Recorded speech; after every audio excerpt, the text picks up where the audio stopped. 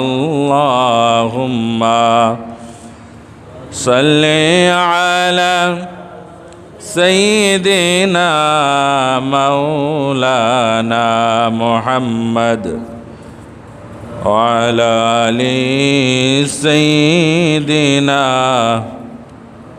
مولانا محمد اللهم صل على سيدنا مولانا محمد وعلى آل سيدنا مولانا محمد আলহামদুলিল্লাহ।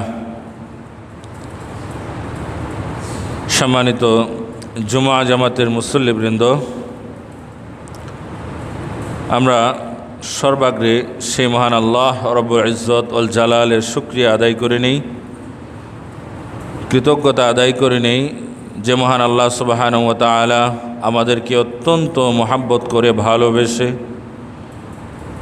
দুনিয়াবি বিভিন্ন কর্মযজ্ঞ থেকে বিরত রেখে তার ইবাদত করার জন্য, পবিত্র জুমার সালাত আদায় করার জন্য প্রতি শুক্রবারের ন্যায় আজকেও বাড়িয়ারটেক জামে মসজিদে যথাসময়ে এসে উপস্থিত হওয়ার তৌফিক দান করেছেন। সেজন্য আমরা খুশি হয়ে কালিমাতুশ শুকর আদায় করে দিল থেকে উচ্চ আওয়াজে বলি আলহামদুলিল্লাহ। সালাত ও সালাম পেশ করছি আখিরি নবী রহমাতুল্লিল আলামিন সৈয়দুল মুরসালিন শফিউল মুজনিবিন নবিয়ুনা ওয়া সাইয়্যিদুনা মুহাম্মদ মুস্তাফা সাল্লাল্লাহু আলাইহি ওয়াসাল্লামের প্রতি। আমরা বেশ কয়েক শুক্রবার যাবৎ কোরআন এবং হাদিসের আলোকে বিতাড়িত শয়তান যে মানুষকে ধোঁকা দেওয়ার চেষ্টা করে, মানুষকে পথভ্রষ্ট করার চেষ্টা করে, গুমরাহ করার চেষ্টা করে, সে বিষয়ক আলোচনা করেছিলাম। এবং গত শুক্রবার বিতাড়িত শয়তানের হামলা থেকে রক্ষা পাওয়ার কিছু আমল সম্পর্কে, কিছু দোয়া সম্পর্কে আলোচনা করেছিলাম। তো আজকেও ইনশাআল্লাহ বিতাড়িত শয়তানের হামলা থেকে রক্ষা পাওয়ার দোয়া, রক্ষা পাওয়ার আমল সম্পর্কে আলোচনা করব এবং যথারীতি আগামী জুমা থেকে কোরবানি সংক্রান্ত আলোচনা হবে। কোরবানির ঈদের আগে আমরা 2টা শুক্রবার পাব এবং ঈদের দিন সকালেও তো আলোচনা হয়, মোট 3টা আলোচনা হবে। এবং আমাদের আলোচনার মধ্যে যেহেতু কোনো কিচ্ছা কাহিনী থাকে না, সেহেতু আমি মনে করি কোরবানি বিষয়ক আলোচনা 3টা জুমার মাধ্যমেই সম্পন্ন হওয়া সম্ভব, বিস্তারিত জানা সম্ভব যদি আল্লাহ তাআলা তৌফিক দান করে। তবে আজকে আমাদের আলোচনার যে মূল আলোচনা, অর্থাৎ বিতাড়িত শয়তানের হামলা থেকে রক্ষা পাওয়ার আমল, এই আলোচনার প্রারম্ভে এই আলোচনার সাথে মিল আছে, অর্থাৎ আল্লাহর কাছে চাওয়া, দোয়া করা, এ বিষয়ক কিছু আলোচনা করে সকাল সন্ধ্যার কিছু আমল এবং শয়তানের হামলা থেকে রক্ষা পাওয়ার আমল সম্পর্কে আলোচনা করব। ওমা তৌফিক ইল্লা বিল্লাহ।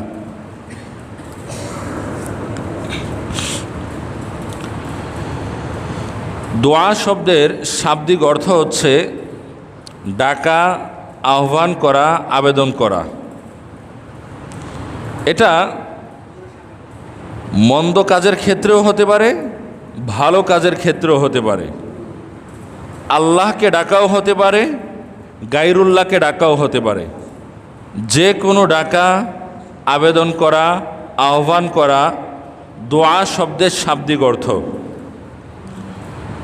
পবিত্র কোরআনের বানী ইসরাঈলের 56 নম্বর আয়াতে আল্লাহ সুবহানাহু ওয়া তাআলা তার হাবিবকে বলছেন, হাবিব, কাফেররা যে তাদের কল্পিত রবের নিকট দোয়া করে, আপনি তাদেরকে বলে দিন এই দোয়া তাদের কোনো উপকার হয় না।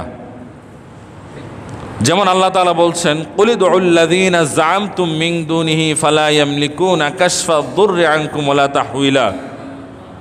হে নবী, আপনি কাফেরদেরকে বলে দিন, কুল, আপনি বলুন, উদউল্লাযীনা যাআমতুম মিন দুনিহি ফালা ইয়ামলিকুনা কাশফা দুররি আনকুম ওয়ালা তাহউইলা। তোমরা যে তোমাদের কল্পিত রবের নিকট দোয়া করো, চাও, প্রার্থনা করো, যাদের নিকট তোমরা প্রার্থনা করো, দোয়া করো, তারা তো তোমাদের কোনো দুঃখ, দুর্দশা, অভাব, অনটন দূর করতে পারে না, তোমাদের হাজত পূরণ করতে পারে না। এখানে কাফেররা যে তাদের কল্পিত রবের নিকট চায়, প্রার্থনা করে, এই প্রার্থনাটাকে দোয়া হিসেবে আল্লাহ তাআলা অভিহিত করেছেন, উল উদউল্লাযীনা। এরপরে সূরা রাদের 14 নম্বর আয়াত, সেখানে আল্লাহ সুবহানাহু ওয়া তাআলা বলছেন, লাহু দাওয়াতুল হক, সত্যের আহ্বান একমাত্র তারই জন্য। ডাকতে হবে একমাত্র আল্লাহকে, দোয়া করতে হবে একমাত্র আল্লাহর কাছে, চাইতে হবে একমাত্র কার কাছে? আল্লাহর কাছে। এরপর আল্লাহ তাআলা বলছেন, ওয়াল্লাযীনা ইয়াদউনা মিন দুনিহি, যে সমস্ত মানুষেরা আল্লাহ ছাড়া অন্য কারোর কাছে চায়, অন্য কারোর কাছে দোয়া করে, প্রার্থনা করে, লা ইস্তাজিবুনা লাহুম বিশাই, তারা তো তাদের হাজত পূরণ করতে পারে না, দোয়া কবুল করতে পারে না। দোয়া কেবল একজন কবুল করতে পারেন, তিনি কে? আল্লাহ। ইল্লা কাবাসিতু কাফাইহি ইলাল মাই লিয়াবলুগা ফাহু ওয়া মা হুয়া বিবালিগি। আল্লাহ তাআলা এরপর কত সুন্দর উদাহরণ দিয়েছেন এটা বোঝানোর জন্য, যে কোনো মানুষ পানির সামনে গিয়ে পানিকে আহ্বান করছে, বলছে, পানি, আমি পিপাসার্ত, তুমি আমার মুখের মধ্যে চলে আসো।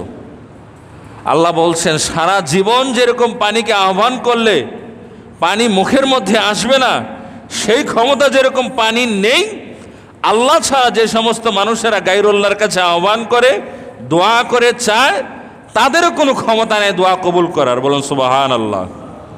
এরপর আল্লাহ তাআলা বলছেন, ওমা দুআউল কাফিরিনা ইল্লা ফি দালাল, কাফেররা যে দোয়া করে, ওমা দুআউল কাফিরিন, কাফেরদের যে দোয়া আহ্বান, এটা কেবল তাদের বিভ্রান্তকেই বৃদ্ধি করে, তাদের পথভ্রষ্টতাকেই বৃদ্ধি করে। এই দোয়া তাদের কোনো কাজে আসে না। এজন্য আমাদেরকে মনে রাখতে হবে, সৃষ্টিকুলের সবাই অভাবী, সবাই আল্লাহ পাক রব্বুল আলামিনের মুখাপেক্ষী, কিন্তু আল্লাহ তাআলা কারো মুখাপেক্ষী নন। কুল হুয়াল্লাহু আহাদ, বলুন আল্লাহ হচ্ছেন এক, আল্লাহুস সামাদ, আল্লাহ তাআলা কারো মুখাপেক্ষী নন। সমস্ত সৃষ্টি আল্লাহর মুখাপেক্ষী। লাম ইয়ালিদ ওয়া লাম ইউলাদ, তিনি কাউকে জন্ম দেননি, কারো থেকে তিনি জন্মগ্রহণও করেনি, তাকেও কেউ জন্ম দেয়নি। ওয়া লাম ইয়াকুল লাহু কুফুয়ান আহাদ, তার মতো আর কেউ নাই। লাইসা কামিসলিহি শাই। তো এই বিষয়টা আল্লাহ তাআলা সূরা ফাতিরের 15 নম্বর আয়াতের মধ্যে স্পষ্ট করে দিয়েছেন। আল্লাহ তাআলা বলছেন, ইয়া আইয়ুহান নাস, হে পৃথিবীর মানুষেরা, আইয়ুহান নাস, সবাইকে আল্লাহ তাআলা উদ্দেশ্য করছেন। আমরা জানি মানুষ শব্দের আরবি হচ্ছে নাস, বলা আউযু বিরাব্বিন নাস আছে না, নাস মানে মানুষ। তো এই নাস শব্দের আগে যখন আলিফ এবং লাম আসে, আন নাস হয়, তখন এই নাস শব্দ দ্বারা নির্দিষ্ট কোনো মানুষকে উদ্দেশ্য করা হয় না, সমস্ত মানুষকে উদ্দেশ্য করা হয়। নবী, রাসূল, গাউস, কুতুব, আলেম, পীর, ফকির, সবাইকে উদ্দেশ্য করা হয়। কাফের, বেদিন, নাস্তিক কেউ বাদ যায় না। মানুষের সংজ্ঞার মধ্যে যারাই পড়বে তারাই এর আওতাভুক্ত, মানে সবাই। ইয়া আইয়ুহান নাস, হে পৃথিবীর মানুষেরা, আনতুমুল ফুকারাউ ইলাল্লাহ, তোমরা সবাই আল্লাহর দরবারের ফকির। বলুন সুবহানাল্লাহ। আল্লাহর দরবারের ফকির। আল্লাহু আল গনিউল হামিদ, তাহলে কে ফকির না, কে অভাবী না, কে মুখাপেক্ষী না, সেটাও আল্লাহ তাআলা বলছেন। আল্লাহু, আর আল্লাহ তাআলা হচ্ছেন গনিউল হামিদ।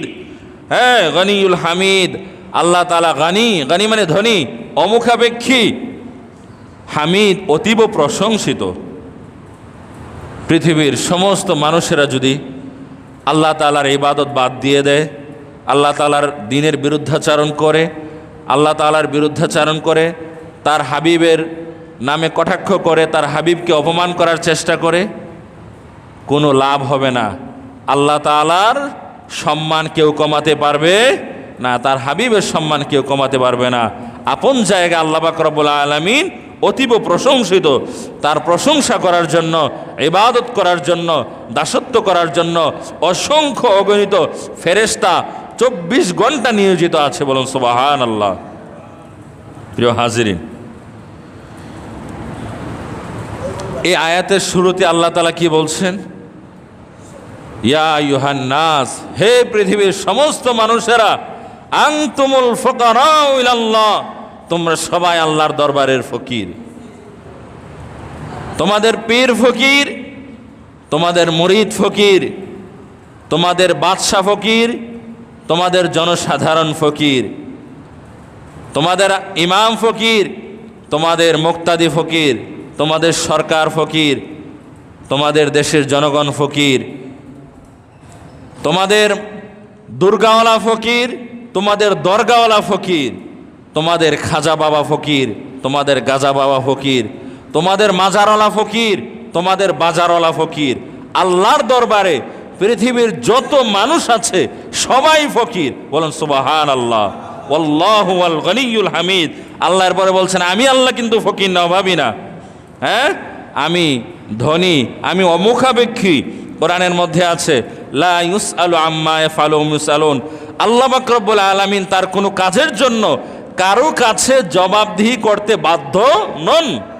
আল্লাহ তার কোনো কাজের জন্য কারো কাছে তিনি জবাবদিহি করবেন না যে তিনি এটা কেন করলেন, ওইটা কেন করলেন, কেননা তিনি তো আল্লাহ। এরপরে বলছেন যে পৃথিবীর সমস্ত মানুষেরা তাদের কাজের জন্য আল্লাহর কাছে জবাবদিহি করতে বাধ্য। এটা আমাদেরকে মনে রাখতে হবে।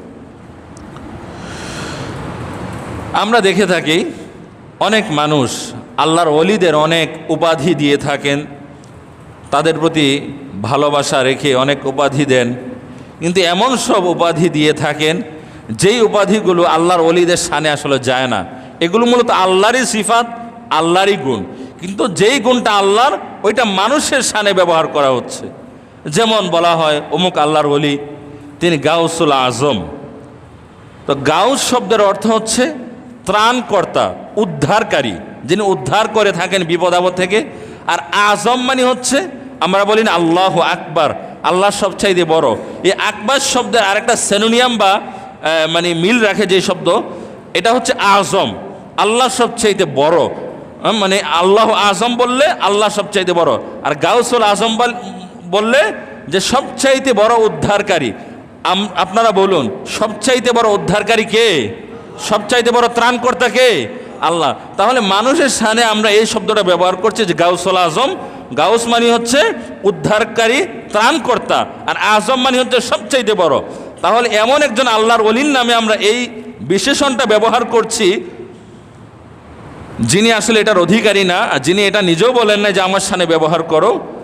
সবচাইতে বড় উদ্ধারকারী, ত্রাণকর্তা, এটা তো কেবল আল্লাহই হতে পারেন। পৃথিবীর মানুষ, কোনো মানুষ, এমনকি নবী রাসূলও সবচাইতে বড় ত্রাণকারী, উদ্ধারকারী হতে পারে না, সেটা কেবল আল্লাহর জন্য খাস। এরপরে আজমির রহমতুল্লাহ আলাই, তার ব্যাপারে বলা হয় গরিবে নওয়াজ, মানে যিনি গরিবকে দিয়ে থাকেন, গরিবকে দানকারী, গরিবের অভাব যিনি পূরণ করে থাকেন। তো গরিবের অভাব কে পূরণ করে? আল্লাহ। তো আল্লাহর শানে যেই বিশেষণগুলো ব্যবহার করা উচিত সেগুলো যখন মানুষের শানে ব্যবহার করা হয়, বুঝতে হবে এটা কিন্তু সুস্পষ্ট শিরিক, এটা কিন্তু বাড়াবাড়ি, এটা কিন্তু গুলুফিদ্দিন, ধর্মের নামে বাড়াবাড়ি। এটা মোটেও আল্লাহর ওলিদেরকে মহাব্বত করা হচ্ছে না, বরং মহাব্বতের নামে অতিরঞ্জন করে শিরিক হচ্ছে, এবং এর পরিণাম কিন্তু জাহান্নাম। প্রিয় হাজিরিন, যে আয়াতটা বলেছিলাম সূরা ফাতিরের 15 নম্বর আয়াত, ইয়া আইয়ুহান নাস, হে পৃথিবীর সমস্ত মানুষেরা, আনতুমুল ফুকারা ইলাল্লাহ, তোমরা সবাই আমি আল্লাহর দরবারের ফকির। ফকির কেন আল্লাহ তাআলা আমাদেরকে বললেন? ফকির আল্লাহ তাআলা আমাদেরকে এজন্য বলেছেন যে তোমরা দেখো পৃথিবীর যে ফকিরেরা আছে, যে ভিক্ষুকেরা আছে, এই ফকিরেরা, এই ভিক্ষুকেরা এক ভিক্ষুক আরেক ভিক্ষুক থেকে কোনো কিছু চায় না। এক ভিক্ষুক কিন্তু আরেক ভিক্ষুকতে ভিক্ষা করে না। ওই ভিক্ষুক মনে করে আমি তার কাছে কি চাইব, সে আমাকে কি দিবে, সে তো আমার মতোই অভাবী। সে কি আমার মতোই অভাবী? আমি তো ফকির হয়ে আরেক ফকিরের কাছে চাইতে পারি না। তো আল্লাহ তাআলা আমাদের সবাইকে ফকির বা অভাবী হিসেবে অভিহিত করে বলেছেন যে তোমাদের যা কিছু চাওয়ার, যত দোয়া করার বিষয় আছে সব আমার কাছে করবে। বলুন সুবহানাল্লাহ। অন্য কেউ দিতে পারে না। সূরা হজের মধ্যে আছে 17 নম্বর পারার 20 নম্বর পৃষ্ঠার প্রথম লাইন থেকে যেটা শুরু হয়েছে, প্রথম লাইনে যেটা আছে, আল্লাহ তাআলা বলছেন ইয়া আইয়ুহান নাস, হে পৃথিবীর মানুষেরা, দুরিবা মাসালুন ফাসতামিউ লা, আমি তোমাদের নিকট একটি উদাহরণ পেশ করছি, তোমরা শোনো, মনোযোগ দিয়ে শোনো আমি কি বলতে যাচ্ছি। ইন্নাল্লাযীনা তাদউনা মিন দুনিল্লাহ, ইন্নাল্লাযীনা তাদউনা মিন দুনিল্লাহ, নিশ্চয় যে সমস্ত মানুষেরা আমি আল্লাহ ছাড়া অন্যের কাছে চায়, তাদউনা মানে দোয়া করে, দোয়া শব্দের শাব্দিক অর্থ হচ্ছে চাওয়া। আমি আল্লাহ ছাড়া যারা গায়রুল্লাহর কাছে অন্য কারো কাছে চায়, প্রার্থনা করে, লা ইয়াখলুকু যুবাবা, মানুষ তো মনে করে তাদের অনেক ক্ষমতা আছে এজন্যই তো চায়। ক্ষমতা নাই যদি মনে করতো তাহলে চাইতো না। কিন্তু আল্লাহ তাআলা বলছেন লা ইয়াখলুকু যুবাবা, তাদের একটি মাছি সৃষ্টি করার ক্ষমতাও নেই। কিসের সন্তান দিবে অমুক গাউসুল আজম তোমাকে? ওয়ালাউ ইজতামাউ লা, যত গায়রুল্লাহ আছে সমস্ত গায়রুল্লাহকে যদি একত্রিতও করা হয়, ইজতিমা ওয়ালাউ ইজতামাউ লা, তাহলেও তারা একটি মাছি সৃষ্টি করার ক্ষমতা রাখে না। এরপর আল্লাহ তাআলা বলছেন ওয়া ইয়াসলুবহুমুয যুবাবু শাইআন লা ইস্তানকিযু মিন, তারা যে কোনো মাছি সৃষ্টি করতে পারবে না তাই নয়, আমি যেই মাছি সৃষ্টি করেছি, আমার সৃষ্টি মাছি যদি কোনো খাদ্যকণা নিয়ে উড়ে যায়, ওই মাছির মুখ থেকে খাদ্যকণা নিয়ে আসার ক্ষমতাও গায়রুল্লাহ, যে মূর্তি অথবা যে আল্লাহর ওলি মৃত শুয়ে আছে, মাছির মুখ থেকে খাবারটা নিয়ে আসার ক্ষমতাও নেই। দফাত তালিব ওয়াল মাতলুব, আল্লাহ তাআলা বলছেন কত দুর্বল অসহায় যারা গায়রুল্লাহর কাছে চায়, আহ্বান করে, দোয়া করে, এবং যাদের কাছে চাওয়া হয় তারাও কত অসহায়। এরপরে আল্লাহ তাআলা বড় আফসোস করে বলছেন মা কদারুল্লাহ হাক্কা কদরি, যে সমস্ত মানুষেরা আমি আল্লাহ ছাড়া গায়রুল্লাহর কাছে দোয়া করে, আহ্বান করে, তারা আমি আল্লাহর কদরটা বুঝলো না, সম্মানটা বুঝলো না, আমার কাছে চাইতে হবে এই জিনিসটা তারা ভুলে গেল। মা কদারুল্লাহ, আমরা বলি না কদর করে না, কদর মানে হচ্ছে সম্মান করা। মা কদারুল্লাহ হাক্কা কদরি, আল্লাহর ব্যাপারে তারা সঠিক কদর করতে পারে নাই, সঠিক আকীদা আল্লাহর ব্যাপারে তারা লালন করতে পারে নাই। যদি তারা সঠিক আকীদা লালন করতো, যদি বুঝতে পারতো, তাহলে আল্লাহ ছাড়া আর কারো কাছে দোয়া করতো না, কারো কাছে কোনো কিছু চাইতো না। আর হাদিস শরীফের মধ্যে আছে আল্লাহ রাসূল সাল্লাল্লাহু আলাইহি ওয়াসাল্লাম ইরশাদ করেছেন মাল্লাম ইয়াসআলিল্লাহা ইয়াগদাব আলাইহি, যে ব্যক্তি আল্লাহর কাছে কোনো কিছু চায় না, আল্লাহর কাছে চায় না, দোয়া করে না, প্রার্থনা করে না, আল্লাহ পাক রব্বুল আলামিন ওই ব্যক্তির প্রতি নারাজ হন, নাখুশ হন, অসন্তুষ্ট হন। বলেন সুবহানাল্লাহ। পৃথিবীর মানুষেরা তাদের কাছে চাইলে তারা নারাজ হন, অখুশি হন, আর আল্লাহর কাছে না চাইলে আল্লাহ তাআলা নারাজ হন, অখুশি হন। পৃথিবীর মানুষেরা নেওয়ার জন্য পাগল, কিন্তু আল্লাহ তাআলা দেওয়ার জন্য প্রস্তুত। বলেন সুবহানাল্লাহ, আল্লাহু আকবার। তো আমরা যে আল্লাহর কাছে চাইব, আমাদের চাওয়া আল্লাহ তাআলা পূরণ করবেন কিনা, আমাদের ডাকে আল্লাহ তাআলা সাড়া দিবেন কিনা, এই প্রশ্নটা কারো মনে উদয় হতেই পারে। এই প্রশ্নের নিরসন আল্লাহ তাআলা সূরা বাকারার মধ্যে করেছেন। 186 নম্বর আয়াত আল্লাহ তাআলা বলছেন ওয়া ইযা সাআলাকা ইবাদি আন্নি, হাবিব, মানুষেরা আমার ব্যাপারে জিজ্ঞেস করে, ফাইন্নি করিব, আপনি বলে দিন আমি তো নিকটেই আছি। সুবহানাল্লাহ। আমি মানুষের আহ্বানে সাড়া দিব কিনা এই বিষয়ে মানুষ আপনাকে জিজ্ঞেস করে, ফাইন্নি করিব, আপনি বলে দিন আমি তো নিকটেই আছি, আমি দূরে নই। উজিবু দাওয়াতাদ দাঈ ইযা দাআন, আমি সাড়া দিয়ে থাকি যখন আহ্বানকারী আহ্বান করে থাকে। যখন আহ্বানকারী দোয়াকারী দোয়া করে তখন তার দোয়াতে আমি সাড়া দেই। তার দোয়া আমি কবুল করে নিই, বলুন সুবহানাল্লাহ। এই আয়াত আমাদেরকে কি শিক্ষা দিচ্ছে? অনেকগুলো শিক্ষা দিচ্ছে।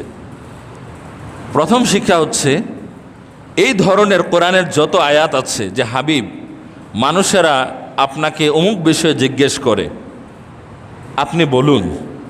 এরকম আছে, যেমন বলা আছে ওয়াস আলুনাকা আনিল আহিল্লা, ইয়াস আলুনাকা আনিল আহিল্লা, যে মানুষেরা আপনাকে নতুন চাঁদ সম্পর্কে জিজ্ঞেস করে, এটার ব্যাপারে মানুষ জানতে চায়। কুল হিয়া মাওয়াকিতুল লিন্নাস, আপনি মানুষদেরকে বলে দিন এই নতুন চাঁদটা হচ্ছে ওয়াক্ত নির্ধারণকারী ক্যালেন্ডার। এরপরে মানুষ আপনাকে জিজ্ঞেস করে ওয়াস আলুনাকা আনির রূহ, রূহ সম্পর্কে জিজ্ঞেস করে, এটা কি? কুল, আপনি বলুন, বলির রূহ মিন আমরি রব্বি, এটা হচ্ছে আমার রবের একটা আদেশ। আল্লাহ তাআলা রূহকে বলেছেন, রূহ তুমি হয়ে যাও, রূহ হয়ে গেছে। কুল, আপনি বলুন। প্রত্যেকটা আয়াত এরকম। এরপরে আরও আছে ওয়াস আলুনাকা আনিল জিবাল, যে আপনাকে মানুষেরা পাহাড় সম্পর্কে জিজ্ঞেস করে, যে এত বড় বড় পাহাড়, শেষ পর্যন্ত এই পাহাড়গুলো কি হবে? ফাকুল ইয়াংসি, ফাকুল আপনি বলুন, কুল ইয়াংসিফা রব্বি নাসফা, আল্লাহ তাআলা এগুলোকে ধুলির মতো উড়িয়ে দিবেন, শেষ পর্যন্ত এগুলোর অস্তিত্ব থাকবে না। প্রত্যেক জায়গায় আছে কুল, আপনি বলুন। ওয়াস আলুনাকা আনিল মাহিদ, হাবিব মানুষেরা আপনাকে মহিলাদের পিরিয়ড সম্পর্কে জিজ্ঞেস করে, এটা কেন হয়? কুল, আপনি বলে দিন, হ্যাঁ আজা, এটা নারীদের জন্য একটা কষ্টের ব্যাপার, হ্যাঁ এটা আপনি তাদেরকে বলে দিন, এবং বিস্তারিত ব্যাখ্যা আপনি তাদেরকে বলে দিন। ওয়াস আলুনাকা আনিশ শাহরিল হারাম কিতালিন ফি, আরেক জায়গায় আছে হাবিব মানুষেরা আপনাকে সম্মানিত যে 4টা মাস আছে, ওই মাসে যুদ্ধ করার ব্যাপারে, যুদ্ধ করা যাবে কিনা এই ব্যাপারে মানুষের আপনাকে প্রশ্ন করে। কুল কিতালুং, কুল আপনি বলুন, কিতালুং ফিহি কাবির, এই সম্মানিত মাসসমূহে যুদ্ধ করা এটা খুবই খারাপ। এরপরে আরও আছে সূরা কাহফের মধ্যে ওয়াস আলুনাকা আন যিল কারনাইন, হাবিব মানুষের আপনাকে যুল কারনাইন সম্পর্কে জিজ্ঞেস করে, হ্যাঁ কুল সাআতলু আলাইকুম মিনহু যিকরা, আপনি মানুষদেরকে বলে দিন যে তোমাদেরকে আমি বলবো যুলকারনাইন সম্পর্কে। প্রত্যেকটা আয়াত হচ্ছে এরকম যে মানুষের আপনাকে অমুক সম্পর্কে জিজ্ঞেস করে, অমুক বিষয় আপনার থেকে জানতে চায়, কুল আপনি বলে দিন, মানে আপনি এটা বলে দেন। প্রত্যেকটা আয়াত এরকম। কিন্তু যে আয়াতটার মধ্যে আছে যে মানুষেরা আমার ব্যাপারে জানতে চায় যে আমি মানুষের আহ্বানে সাড়া দেই কিনা, ওই আয়াতটার মধ্যে কিন্তু এটা নয় যে আপনি বলুন। কি আছে এখানে? ওয়াইজা সাআলাকা ইবাদি আন্নি, হাবিব মানুষেরা আমার বান্দারা আমার সম্পর্কে জিজ্ঞেস করে আমি কোথায়, আমি কি দূরে কোথাও আছি কিনা, বান্দার আহ্বানে সাড়া দিয়ে দেই কিনা। ফাইন্নি করিব, এটা বলে আল্লাহ তাআলা বলেন না আপনি বলে দেন আমি নিকটে আছি, এতটুকু বলে আল্লাহ তাআলা বলছেন আমি তো নিকটেই আছি। তার মানে হচ্ছে বিষয়টা যখন বান্দা এবং আল্লাহর সাথে সম্পর্কিত কোনো কিছু হয়, দোয়ার সাথে সম্পর্কিত হয়, তখন হাবিব মাধ্যম হিসেবে আপনিও থাকবেন না। আমি নিজেই বলছি আমার বান্দা ডাকতে দেরি হয়, আমি তার ডাকে সাড়া দিতে দেরি করি না, বলেন সুবহানাল্লাহ। দেখুন এরপরে কি বলছেন আল্লাহ তাআলা, উজিবু দাওয়াতাদ দাঈ ইযা দান, সাধারণত এভাবে কথা বলা হয় যখন আহ্বান করা হয়, আহ্বানকারীর আহ্বানে আমি সাড়া দিই। সাড়া শব্দটা পরে আসে, আহ্বানের কথাটা আগে আসে, যে আমি আহ্বানকারীর আহ্বানে সাড়া দিয়ে থাকি। কিন্তু দোয়া করার যে কত ফজিলত, দোয়া করলে যে আল্লাহ তাআলা কবুল করেন, এটার গুরুত্ব বোঝাতে গিয়ে আল্লাহ তাআলা এভাবে বলছেন যে আমি সাড়া দিয়ে থাকি। সাড়া দেওয়া শব্দটাকে আগে বলছেন, আমি সাড়া দিয়ে থাকি যখন আমার বান্দারা আমাকে ডেকে থাকে, বলেন সুবহানাল্লাহ। এটা বলেন নাই যখন আমার বান্দা আমাকে ডাকে তখন তার ডাকে আমি সাড়া দেই, এই কথা না বলে আগে বলছেন আমি সাড়া দেই যখন আমার বান্দা আমাকে ডাকে। তার মানে হচ্ছে আল্লাহ তাআলা বোঝাতে যাচ্ছেন আমার বান্দারা যখন আমাকে ডাকে সাথে সাথে আমি তার ডাকে সাড়া দিয়ে থাকি, দেরি করি না, বলেন সুবহানাল্লাহ। তাহলে আমরা বুঝতে পারলাম আল্লাহর কাছে দোয়া করার কত গুরুত্ব। প্রত্যেকটা আয়াত একরকম, আর আল্লাহর কাছে চাওয়ার যে আয়াত, ওই আয়াতটা আবার ভিন্ন রকম। ওই আয়াতে এটা বলা নাই যে হাবিব আপনি বলে দিন, আল্লাহ বোঝাচ্ছেন যে আপনি কি বলবেন আমি নিজে বলছি। এরপরে এই কথা বলা নাই যখন আমার বান্দা আমার কাছে দোয়া করে তার দোয়া আমি কবুল করি, তার ডাকে আমি সাড়া দিই, এভাবে না বলে আগে বলছেন আমি সাড়া দিয়ে থাকি যখন আমার বান্দারা আমার কাছে দোয়া করে। সুবহানাল্লাহ, সাড়া শব্দটাকে আগে বলেছে, মানে যে আল্লাহ তাআলা যে বান্দার ডাক অবশ্যই শুনেন, এটা বোঝানোর জন্য সিস্টেমটাকেই পরিবর্তন করে আল্লাহ তাআলা আয়াতটা নাজিল করলেন। সুবহানাল্লাহ। প্রিয় হাজিরিন, তো আল্লাহ তাআলা বান্দার ডাক শুনে থাকেন, এটা কোরআনেই আছে। আরেক জায়গায় আছে ওয়াকালা রাব্বুকুম, আর তোমাদের রব বলে থাকেন, তোমাদের রব বলেছেন উদউনি আস্তাজিব লাকুম, আমাকে ডাকো, আস্তাজিব লাকুম, আমি তোমাদের ডাকে সাড়া দেব। সুবহানাল্লাহ। রাসূলুল্লাহ সাল্লাল্লাহু আলাইহি ওয়াসাল্লাম ইরশাদ করেছেন মা মিন মুসলিমিন ইয়াদউ বিদাওয়াতিন লাইসা ফিহা ইসমুন ওয়ালা কতিআতু রহিমিন ইল্লা আতাহুল্লাহু বিইহদা সালাসিন, যখন কোনো মুসলিম আল্লাহর কাছে দোয়া করে এবং ওই দোয়ার মধ্যে কোনো পাপের কথা নেই, হে আল্লাহ অমুক মেয়েকে আমার ভালো লাগে কিন্তু আমাকে তো সে ভালো পায় না, ভালোবাসে না, আল্লাহ সম্পর্কের জন্য বৃদ্ধি হয়ে যায়, এই ধরনের দোয়া না, পাপের দোয়া না, অমুক জায়গায় এই খারাপ কাজটা করতে যাবো যেন ধরা না খাই, এই ধরনের দোয়া না, অথবা আত্মীয়তার সম্পর্ক ছিন্নকারী দোয়া থাকবে না, যে অমুক আত্মীয় তার সাথে যেন কোনো দিন দেখা না হয়, এই ধরনের কোনো দোয়া যদি না থাকে, দোয়া কবুলের শর্ত পূরণ করে যে কেউ যদি দোয়া করে, রাসূলুল্লাহ সাল্লাল্লাহু আলাইহি ওয়াসাল্লাম বলছেন ইল্লা আতাহুল্লাহু বিইহদা সালাসিন, তিনটা জিনিসের একটা হবেই হবে। কি হবে? এক নম্বরে বলছেন ইম্মা আন তুআজ্জিলা লাহু দাওয়াতুহু, আল্লাহর বান্দা আল্লাহর কাছে যেই দোয়া করেছেন হয়তো আল্লাহ তাআলা এই দোয়া কবুল করবেন, সেটা সাথে সাথেও হতে পারে, দেরি করেও হতে পারে। আমরা অনেকে হতাশ হয়ে যাই, হতাশ হলে কিন্তু দোয়া কবুল হয় না। এই বিশ্বাস রাখতে হবে যে অবশ্যই অবশ্যই ইনশাআল্লাহ আল্লাহ তাআলা আমার দোয়া কবুল করবেন। অনেক দোয়া আমরা করি কিন্তু সাথে সাথে কবুল হয় না, একসময় ঠিকই কিন্তু হয়। তো রাসূলুল্লাহ সাল্লাল্লাহু আলাইহি ওয়াসাল্লাম বলছেন দোয়া করলে আল্লাহর বান্দা যা দোয়া করবে হয়তো আল্লাহ তাআলা তাই কবুল করে নেবেন। দ্বিতীয় নম্বর রাসূলুল্লাহ সাল্লাল্লাহু আলাইহি ওয়াসাল্লাম বলছেন ওয়া ইম্মা ইয়াদাখিরা লাহু ফিল আখিরা, অথবা দোয়া কবুল না করলেও দোয়া যেহেতু একটি ইবাদত, রাসূলুল্লাহ সাল্লাল্লাহু আলাইহি ওয়াসাল্লাম বলছেন আদ-দুআ মুখুল ইবাদা, দোয়া হচ্ছে ইবাদতের মগজ। তো এই দোয়া যখন আল্লাহর বান্দা আল্লাহর কাছে করলো, যেটা চাইলো ওইটা আল্লাহ তাআলা দিলেন না, ওইটা বৈধ জিনিসই ছিল, তাহলে কি আল্লাহ তাআলা এর বিনিময়ে দিবেন না? রাসূলুল্লাহ সাল্লাল্লাহু আলাইহি ওয়াসাল্লাম অবশ্যই দিবেন।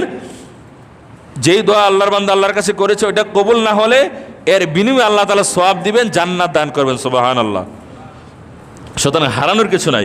এরপরে রাসূলুল্লাহ সাল্লাল্লাহু আলাইহি ওয়াসাল্লাম বলছেন ওয়া ইম্মা ইয়াসরু আনহু মিনাস-সুই মিসলাহা, এই দুইটার একটাও যদি আল্লাহ তাআলা না দেন, এই দোয়ার বিনিময়ে হয়তো আল্লাহ তাআলা আল্লাহর বান্দার কোনো বিপদ আপদ দূর করে দিবেন। সুবহানাল্লাহ। আমরা বলি অমুক দোয়া করেছিলাম এটা তো কবুল হলো না, আরে হতে পারে এটা এখন কবুল হয় না, সামনে হবে, এটাও যদি না হয় তাহলে হাদিসের আলোকে এর বিনিময়ে আল্লাহ তাআলা আখিরাতে দিবেন, ওইটা তো আরো বড় পাওয়া। এটাও যদি না দেন আল্লাহ তাআলা আখিরাতে বিনিময়, তাহলে এই দোয়ার বিনিময়ে আল্লাহ তাআলা অন্যান্য বিপদ দূর করে দিবেন। তার মানে দোয়া কবুল হয়ই হয়, এটা উপকার। এখন ওই যে বলেছিলাম বিতাড়িত শয়তানের হামলা থেকে বাঁচার কিছু আমল অনেক শত শত হাদিস আছে, দোয়া আছে, এই সবগুলো বললে হতাশা চলে আসতে পারে যে এত দোয়া, এগুলো তো আসলে মুখস্থ করা সম্ভব না। এটা আমাদেরকে মনে রাখতে হবে, সাগরের বিশালত্ব অনেক অনেক বড়, কোনো মানুষের পক্ষে সাগরের পানি সেচে খালি করা সম্ভব নয়। তো এটা সম্ভব না হলেও একজন মানুষের যতটুকু পানি প্রয়োজন ততটুকু তো নেওয়া সম্ভব, তাই না? তো হাদিসের ভান্ডার বিশাল, সবগুলো যদি আমাদের করায়ত্ত করা সম্ভব নাও হয়, আমার যতটুকু সম্ভব ততটুকু তো নিতে হবে। তো এই জন্য কিছু কিছু দোয়া তো অবশ্য কবুল মুখস্থ করতে হবে। আমরা কোরআন তেলাওয়াত করি, কোরআন হচ্ছে আল্লাহর কালাম, কোরআন তেলাওয়াত করা মানে হচ্ছে আল্লাহর সাথে কথা বলা। আফদালুল ইবাদত তিলাওয়াতুল কোরআন, সর্বোত্তম ইবাদত হচ্ছে কোরআন তেলাওয়াত করা, নফল ইবাদতের মধ্যে সর্বোত্তম ইবাদত কোরআন তেলাওয়াত করা। এই জন্য কোরআন তেলাওয়াতের আগে কিন্তু আউযু বিল্লাহি মিনাশ শাইতানির রাজিম পড়তে হবে, এটা কোরআনের মধ্যেই আছে।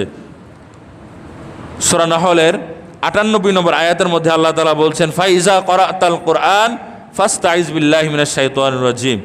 যখন তুমি কোরআন পড়বে তখন তুমি ফাস্তাইজ বিল্লাহি মিনাশ শাইতানির রাজিম, বিতাড়িত শয়তান থেকে আল্লাহর কাছে আশ্রয় প্রার্থনা করবে, আউযু বিল্লাহি মিনাশ শাইতানির রাজিম পড়বে।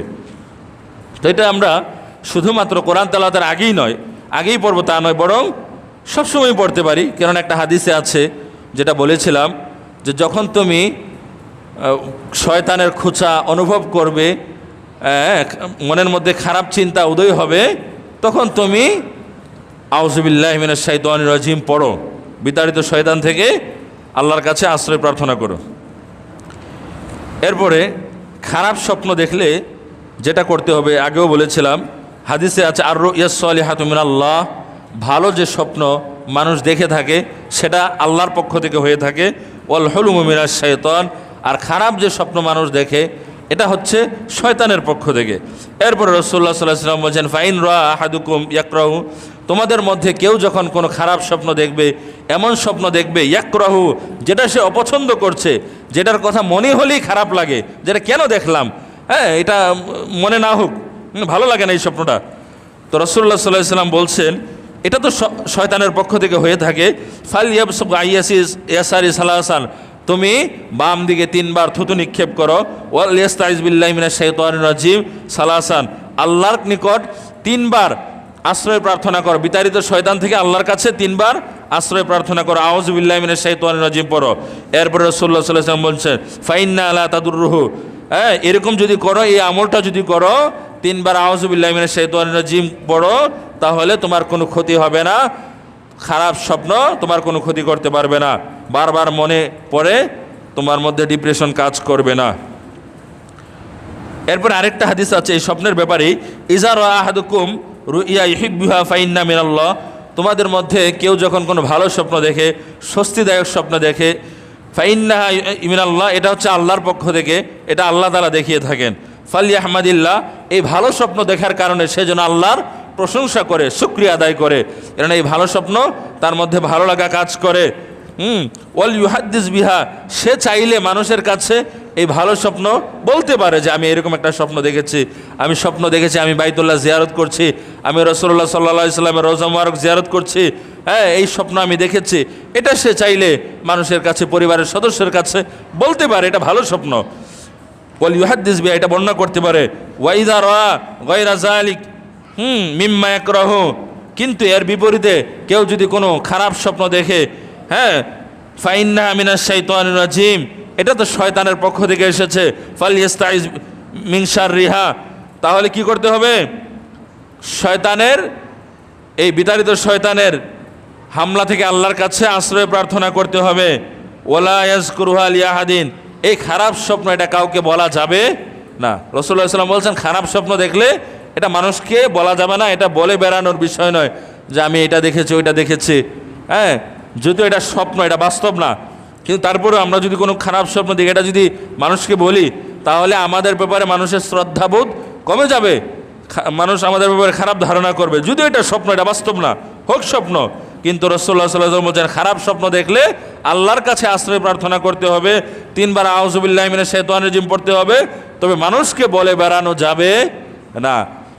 কোনো স্ত্রী সে খারাপ স্বপ্ন দেখেছে, পরপুরুষের সাথে কোনো একটা খারাপ স্বপ্ন দেখেছে, এটা কোনো বাস্তব না, বাস্তবের ধারে কাছেও না, এটা কেবলমাত্র স্বপ্ন, এটা সে ইচ্ছা করে দেখে নাই, শয়তান দেখিয়েছে।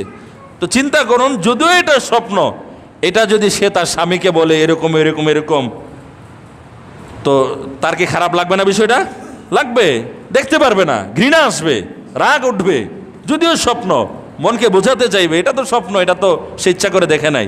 যতই হোক স্বপ্ন, রাসূলুল্লাহ সাল্লাল্লাহু আলাইহি ওয়াসাল্লাম বলেছেন না, তোমারটা তুমি তোমার মনে রাখো, ওটা বলে বেড়ানোর বিষয় না। এরপরে ফাইন্না লা তাদুররুহু, যদি আল্লাহর কাছে আশ্রয় প্রার্থনা করো বিতাড়িত শয়তান থেকে, তোমাদের কোনো ক্ষতি হবে না।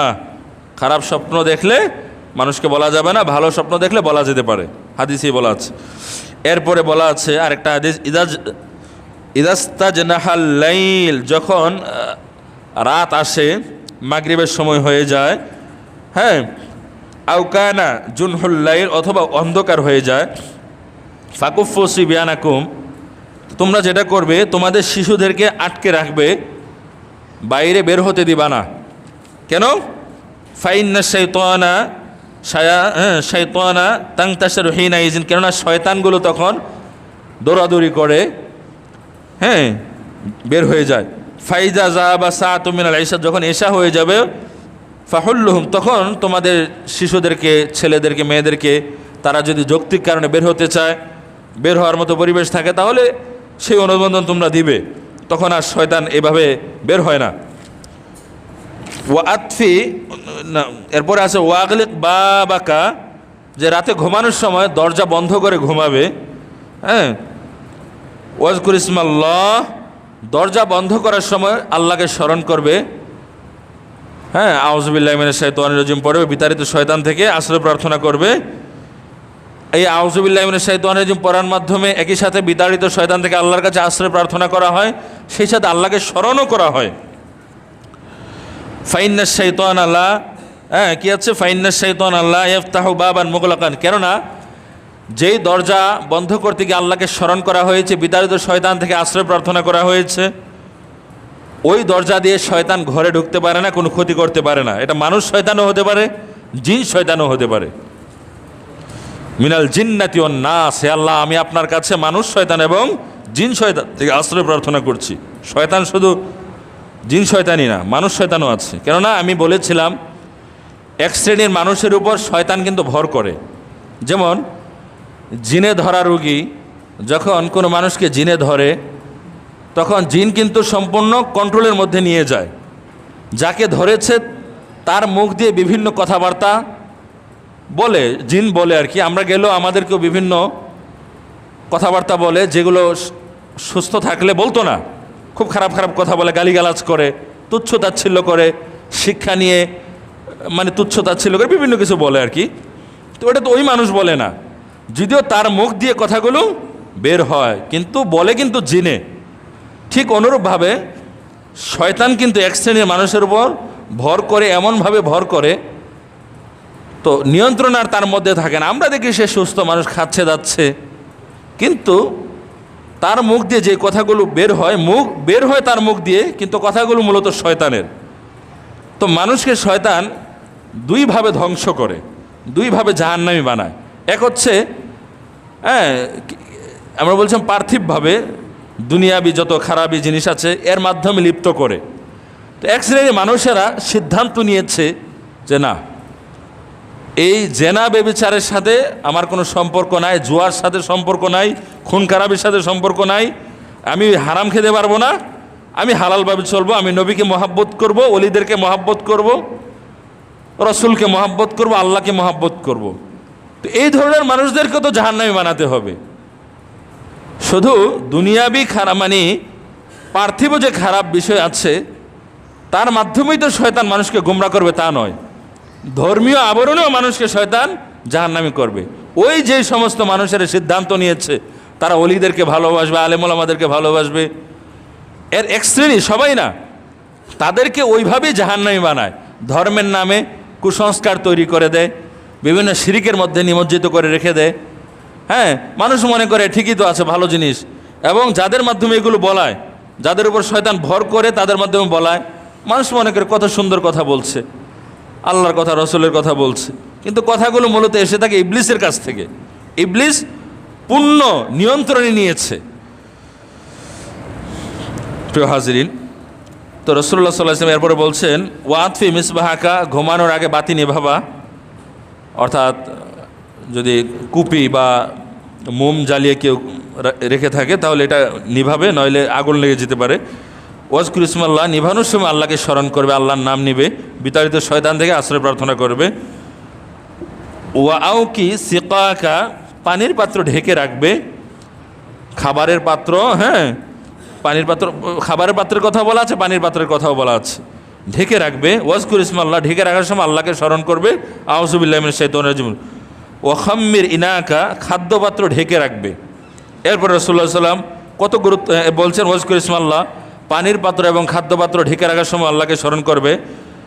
ওয়ালাউ তা'রুদু আলাইহি শাইআ, খাদ্যপাত্র এবং পানির পাত্র ঢেকে রাখার জন্য যদি কোনো পাত্র নাও থাকে, একটা কাঠি হলেও ওই পাত্রের উপর রেখে দেবে, হ্যাঁ, পাত্র মনে করে, তাতেও হয়ে যাবে।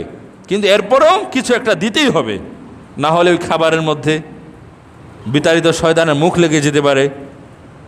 হ্যাঁ, ওই খাবার খেলে অনেক সময় রোগ হতে পারে, পেট ব্যথা হতে পারে। ওই খাবারটা শয়তান তার জন্য হালাল করে নিতে পারে, এবং ওই খাবার আমরা খেলে আমাদের ক্ষতি হতে পারে, এবং এর মধ্যে কোনো বরকত নাও থাকতে পারে। তো এই জন্য এই আমলগুলো আমরা করব। এরপরে সকাল সন্ধ্যার কিছু আমল আমি বলবো। এই আমলগুলো বলার অর্থ এই নয় যে এগুলো বলার সাথে সাথে মানুষ মুখস্থ করে ফেলবে, এরপর এই জন্য বলা, বরং এগুলো বললে দোয়া করার যে গুরুত্ব সেটা বুঝে আসবে, এবং এরপরে আমরা বিভিন্ন আমল মুখস্থ করার জন্য আমরা চেষ্টা করতে আমাদের মন চাইবে। সকাল সন্ধ্যা এবং ঘুমানোর পূর্বে সূরা বাকারার শেষ 3 আয়াত পড়ার কথা হাদিসে আছে। লিল্লাহি মা ফিস সামাওয়াতি ওয়া মা ফিল আরদ ওয়া ইন তুবদু মা ফি আনফুসিকুম আও তুখফুহু হাসিবুকুম, এগুলো আছে। এরপরে সকালে 3 বার এবং সন্ধ্যায় 3 বার একটা দোয়া, এই দোয়া পড়লে বিভিন্ন বিপদ আপদ থেকে আল্লাহ তাআলা উদ্ধার করে থাকেন। বিসমিল্লাহিল্লাযী লা ইয়াদুররু মা ইসমিহি শাইউন ফিল আরদি ওয়া লা ফিস সামা ওয়া হুয়াস সামিউল আলিম। তো এই দোয়াটা আমাদের অনেকেরই মুখস্থ আছে, কেননা আমরা আয়াতুল কুরসি পড়ার পর অনেকে এই দোয়াটা পড়ে থাকি। তো এই দোয়াটা আমরা বেশি বেশি পড়বো, বিসমিল্লাহিল্লাযী লা ইয়াদুররু মা ইসমিহি শাইউন ফিল আরদি ওয়া লা ফিস সামা ওয়া হুয়াস সামিউল আলিম। এরপরে কুল হুয়াল্লাহু আহাদ, এরপর কুল আউযু বিরাব্বিল ফালাক, কুল আউযু বিরাব্বিন নাস। এই 3টা সূরার গুরুত্ব অনেক বেশি, এখানে অনেক সুন্দর অর্থ। এই 3টা সূরার অর্থের দিকে খেয়াল করলে বোঝা যাবে কত সুন্দর কথা এখানে বলা আছে। শয়তানের হামলা থেকে আল্লাহর কাছে আশ্রয় প্রার্থনা করা হচ্ছে, মানুষ শয়তান থেকে যারা মানুষের অনিষ্ট করতে চায় তাদের থেকেও আশ্রয় প্রার্থনা করা হচ্ছে। ওয়ামিন শাররি হাসিদিন ইযা হাসাদ, হিংসুকের হিংসা থেকে, তার ক্ষতি থেকে আল্লাহর কাছে আশ্রয় প্রার্থনা করা হচ্ছে। কত সুন্দর কথা বলা আছে। এরপরে রাসূলুল্লাহ সাল্লাল্লাহু আলাইহি ওয়াসাল্লাম যখন কোনো নতুন জায়গায় যেতেন, হ্যাঁ, তখন এই দোয়াটা পড়তেন, এবং একই দোয়া বিভিন্ন ক্ষেত্রেও তিনি পড়তেন। হ্যাঁ, সন্ধ্যাবেলায় তিনি পড়তেন আউযু বিকালিমাতিল্লাহি তাম্মা মিন শাররি মা খালাক, এই দোয়াটা আমরা পড়তে পারি। এরপরে সকালে 7 বার, সন্ধ্যায় 7 বার একটা দোয়া আছে, হাসবি আল্লাহু লা ইলাহা ইল্লাহু আলাইহি তাওয়াক্কালতু ওয়া রাব্বুল আরশিল আযীম। হাসবি আল্লাহু লা ইলাহা ইল্লাহু অর্থ হচ্ছে আমার জন্য আমার আল্লাহই যথেষ্ট, বলেন সুবহানাল্লাহ। কোনো বান্দা যখন, আল্লাহর বান্দা যখন এই দোয়া পড়ে, আমার জন্য আল্লাহই যথেষ্ট, মনে প্রাণে বিশ্বাস করে, বুঝে শুনে, অর্থের দিকে খেয়াল করে, তার জন্য আল্লাহ তাআলাই যথেষ্ট হয়ে যাবেন, সুবহানাল্লাহ, হাসবি আল্লাহ। এরপরে আরেকটা দোয়া হচ্ছে খুবই গুরুত্বপূর্ণ দোয়া, সকালে 3 বার, সন্ধ্যায় 3 বার। এই দোয়াটা হচ্ছে রাদিতু বিল্লাহি রাব্বা ওয়া বিল ইসলামি দীনা ওয়া বি মুহাম্মাদিন রাসূলান সাল্লাল্লাহু আলাইহি সাল্লাম। রাদিতু বিল্লাহি রাব্বা এর অর্থ হচ্ছে আল্লাহকে রব হিসেবে পেয়ে আমি খুশি, বলেন সুবহানাল্লাহ। আমরা আল্লাহকে পেয়ে খুশি তো? খুশি। রাদিতু, রাজি মানে খুশি, আমরা বলি না রাজি, আরবি শব্দ রদি থেকে বাংলায় এটা এসেছে, রাজি। রদি, তোমার ব্যাপারে আমি রাজি, রাজি খুশি। রাদিতু বিল্লাহি রাব্বা, হে আল্লাহ আপনাকে রব হিসেবে পেয়ে আমি খুশি। অবিল ইসলামী দীনা, ধর্ম হিসেবে ইসলাম পেয়ে আমি খুশি। যে ধর্ম আমরা পেয়েছি সেই ধর্ম পেয়ে আমরা খুশি তো? খুশি। এই জন্য আমরা কখনোই বলবো না যে আমরা ধর্ম নিরপেক্ষ, আমাদের নির্দিষ্ট কোনো ধর্ম নেই। কোনো মুসলিম কখনোই ধর্ম নিরপেক্ষ হতে পারে না, ধর্মহীনতারই আরেকটা, হ্যাঁ, সংযোজন ধর্ম নিরপেক্ষতা। এভাবে তো আর বলা যায় না যে আমরা ধর্মহীন, এটা বললে তো কেউ সঙ্গে থাকবে না। এটা কি শয়তান একটা সুন্দরভাবে সাজিয়ে গুছিয়ে সামনে পেশ করেছে ধর্মনিরপেক্ষতা। না না, অন্য ধর্মাবলম্বীদেরকে ভালোবাসতে হলে তোমাদেরকে ধর্মনিরপেক্ষ হওয়ার কোনো দরকার নাই।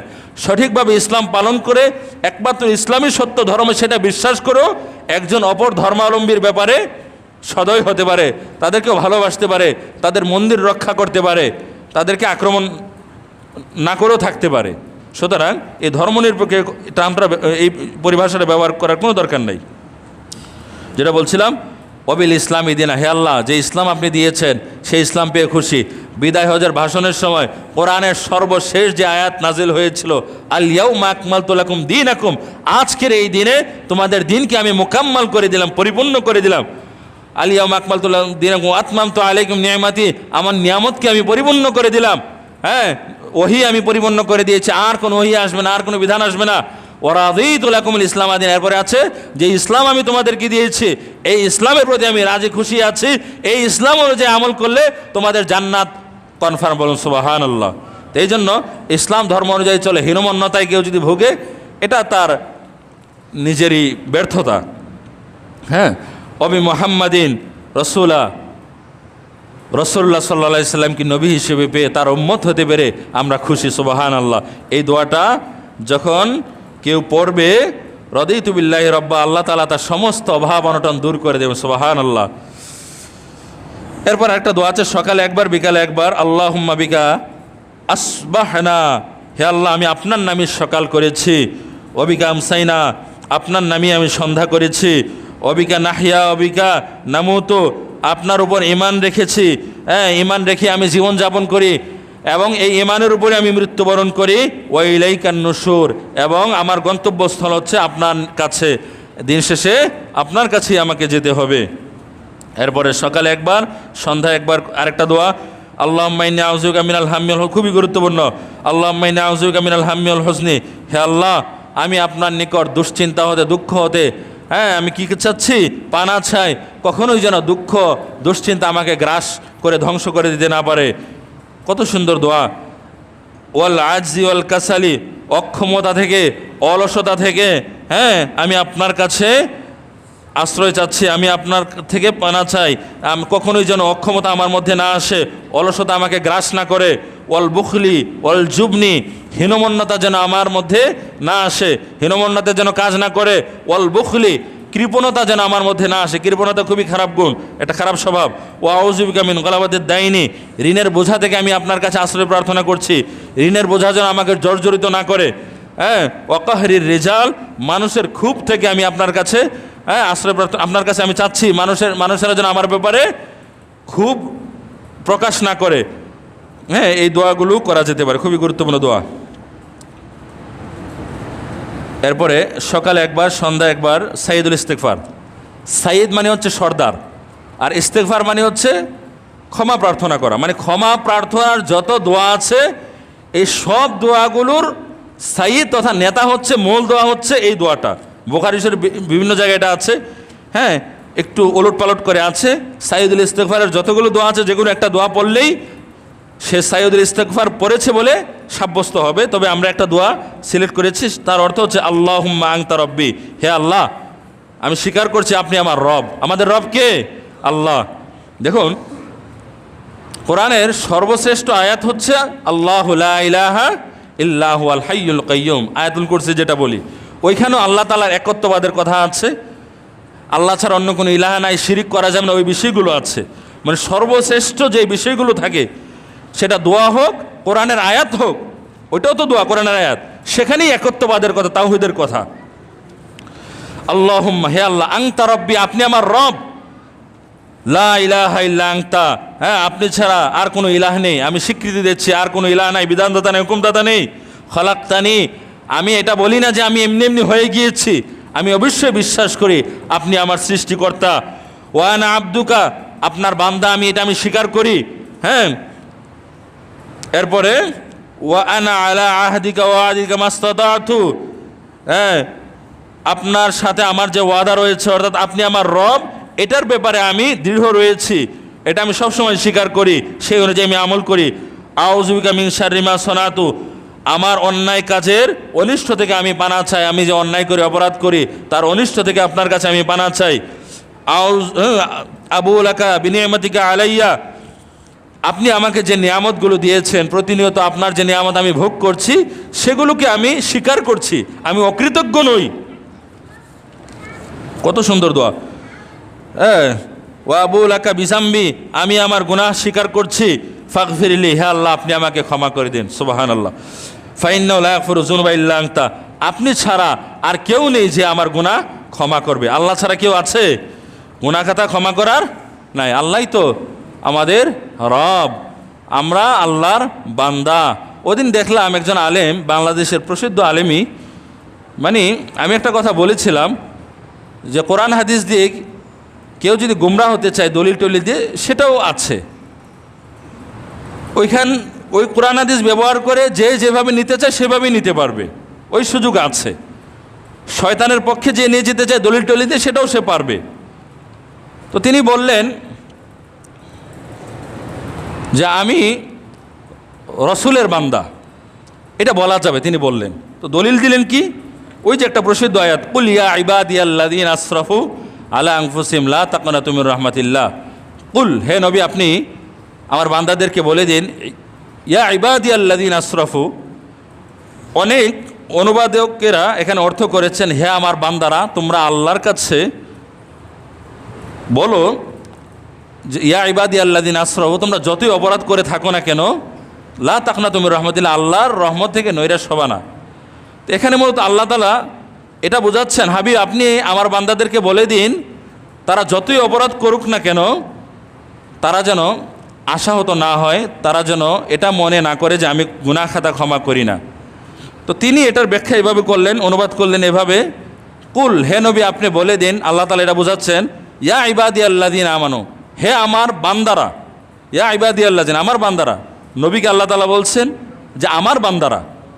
এভাবে বলে তিনি একটা গোজামিল দিয়ে বললেন যে আমরা নবীর বান্দা। এখানে আমাদেরকে একটা জিনিস মনে রাখতে হবে, এই পরিভাষা ব্যবহার করলে করা যেতে পারে যদি তার আকীদা ঠিক থাকে। যেমন আমরা বলি মাওলানা, আলেমদেরকে বলি মাওলানা, তো কোরআনে কিন্তু আল্লাহর শানে এই শব্দটা ব্যবহার হয়েছে, আংতা মাওলানা, হে আল্লাহ আপনি আমাদের মাওলানা, আপনি আমাদের অভিভাবক, আপনি আমাদের স্রষ্টা। একই শব্দের বিভিন্ন অর্থ হতে পারে। যেমন বলা হয় মালিক, আমরা যার অধীনে কাজ করি তাকে কিন্তু আমরা মালিক বলি, কিন্তু আল্লাহকেও আমরা মালিক বলি, কিন্তু যার অধীনে কাজ করি তাকে মালিক একরকম বলি আর আল্লাহকে বলি আরেক রকম ইয়েতে। এরপরে আলী রাদিয়াল্লাহু তাআলা আনহুর ব্যাপারে রাসূলুল্লাহ সাল্লাল্লাহু আলাইহি ওয়াসাল্লাম বলছেন যে আমি যার মাওলা আলী তার মাওলা, মানে আমি যার অভিভাবক তার অভিভাবক আলী। তো মাওলা কিন্তু আল্লাহরও একটা মানে আর কি, কিন্তু আল্লাহর ব্যাপারে একরকম ধারণা, মানুষের ব্যাপারে আরেক রকম ধারণা। কিন্তু বেদাতীদের কাছে যখন এই টার্মগুলো আসে, তারা যখন এগুলো ব্যবহার করে তখন আবার এগুলোকে তারা বিকৃত করে মানুষকে পথভ্রষ্ট করার চেষ্টা করে। পরে আমি কোরআনের একটা আয়াত খুঁজে পেলাম যেখানে আল্লাহ তাআলা বলছেন, মা কানা লিবাশারিন আইয়ুতিয়াহুল্লাহুল কিতাব আল হুকমা, কোনো মানুষের উচিত হবে না আইয়ুতিয়াহুল্লাহ, যাকে আল্লাহ তাআলা দান করবেন কিতাব অর্থাৎ নবী, কোনো নবীর উচিত হবে না ওয়াল হিকমা, যেই নবীকে আমি প্রজ্ঞা দান করেছি, সুম্মা ইয়াকুল লিন-নাস, অতঃপর মানুষকে তিনি বলবেন কুনু, তোমরা হয়ে যাও ইবাদাল্লি, আমার বান্দা হয়ে যাও। কোনো নবীর এটা উচিত হবে না যাকে আমি কিতাব দান করব, প্রজ্ঞা দান করব, হ্যাঁ ইবাদাল্লি কুনু, তিনি মানুষকে বলবেন ইবাদাল্লি, আমার বান্দা হয়ে যাও, এই কথা বলা কোনো নবীর উচিত হবে না। কোরআনে সুস্পষ্টভাবে এটা বলা পরেও, এটা থাকার পরেও এক শ্রেণীর বেদাতি তারা এই টার্মগুলো ব্যবহার করে বিকৃতভাবে উপস্থাপন করে মানুষকে গোমরা করার চেষ্টা করে। এখানে আমাদেরকে মনে রাখতে হবে যে এই পরিভাষাগুলো ব্যবহার না করাই ভালো। আল্লাহ তাআলা আমাদেরকে সঠিক বুঝদান করে। আল্লাহুম্মা আমিন ওয়া আখিরু দাওয়ানা আলহামদুলিল্লাহি রাব্বিল আলামিন। আসসালামু আলাইকুম ওয়া রাহমাতুল্লাহি ওয়া বারাকাতুহু। যারা সুন্নাত নামাজ পড়েনি, যারা সুন্নাত নামাজ পড়েনি।